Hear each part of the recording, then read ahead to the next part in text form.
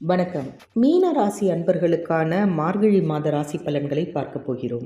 மாதத்தின் தொடக்கத்தில் கிரகங்களின் சஞ்சாரம் எப்படி இருக்கின்றன என்று பார்ப்போம். 7 சனியின் விரய சனியின் ஆதிக்கத்தில் நீங்கள் இருக்கிறீர்கள். உங்கள் ராசிநாதனாக இருக்கக்கூடிய குரு பகவான் வக்கரம் பெற்று சஞ்சரித்துக் கொண்டிருக்கிறார். இதனால் என்ன நடக்கும் என்று பார்த்தோமானால் விரயங்கள் அதிகமாக இருக்கும்.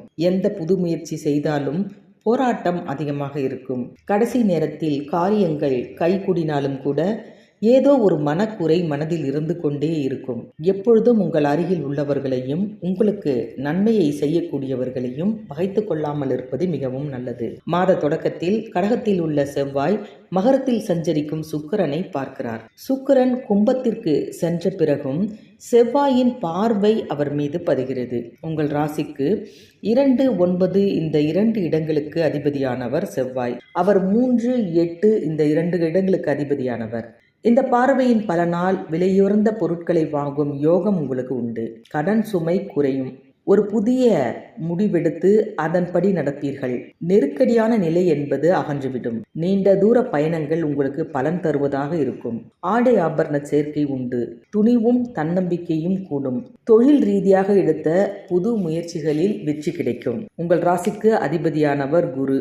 அது மட்டுமல்லாமல் உங்கள் ராசியின் தொழில் ஸ்தானத்திற்கும் அவரே அதிபதியாக இருக்கிறார். அப்படிப்பட்ட குரு வக்ரம் பெறுவது அவ்வளவு நல்லதல்ல என்றுதான் சொல்ல வேண்டும். ஆரோக்கிய தொல்லை அதிகரிக்கும். அடுத்தவருடைய விஷயத்தில் தலையிடுவதன் மூலம் வீண் விவாதங்கள் ஏற்பட்டு மன வருத்தம் அடைவீர்கள்.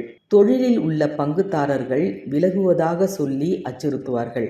உத்தியோகத்தில் சக பணியாளர்களால் உங்களுக்கு தொல்லைகள் அதிகரிக்கும். உங்களிடம் ஒப்படைக்கப்பட்ட பொறுப்புகளை மற்றவர்களிடம் எப்பொழுதும் கொடுக்க வேண்டாம். உங்கள் வேலையை நீங்களே செய்து பழகுங்கள்.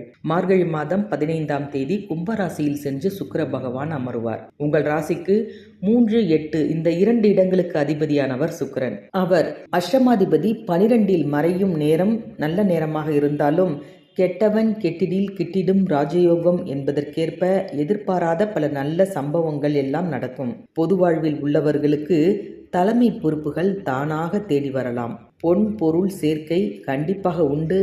பயணங்களால் பலன் அதிகம் கிடைக்கும். மார்கழி மாதம் 17ஆம் தேதி தனுசு ராசியில் சென்று புதன் பகவான் அமருவார். உங்கள் ராசிக்கு 4, 7 இந்த 2 இடங்களுக்கு அதிபதியானவர் புதன். அவர் தொழில் ஸ்தானத்திற்கு வருவது நல்ல நேரம்தான். புதிய ஒப்பந்தங்கள் வந்து சேரும். புகழ்மிக்கவர்களின் ஒத்துழைப்பு கிடைத்து மகிழ்வீர்கள். பொது வாழ்வில் உள்ளவர்களுக்கெல்லாம் எதிர்பார்ப்புகள் நிறைவேறக்கூடிய ஒரு நேரமாக இது இருக்கும். வியாபாரம் தொழில் செய்பவர்களாக இருந்தீர்கள் என்றால் கண்டிப்பாக சிறு சிறு தடங்கல்கள் உண்டு. அதிலிருந்தெல்லாம் மீண்டு வந்து விடுவீர்கள். மாணவர்களாக இருந்தீர்கள் என்றால் படிப்பில் சற்று அக்கறை கூட வேண்டிய நேரம். பெண்களாக இருந்தீர்கள் என்றால் உடல் நலத்தில் சற்று கவனமாக இருங்கள். வருமானம் போதுமானதாக இருக்கும். எல்லாவற்றிற்கும் ஆசைப்படாமல் தேவைப்படக்கூடிய விஷயத்திற்கு மட்டும் ஆசைப்பட்டீர்கள் என்றால் கண்டிப்பாக கடவுளின் பரிபூர்ண அருளால் உங்களுக்கு எல்லாமே கிடைக்கும்.